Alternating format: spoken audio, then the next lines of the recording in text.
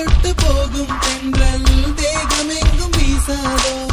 விட்டு விட்டு கூறும் கூறல் வெள்ளமாக மாறாதோ ஒரு வெட்கம் என்னை இது தீண்டியதே அவள் பார்க்கும் பார்வைதான் குளிர்கிறதே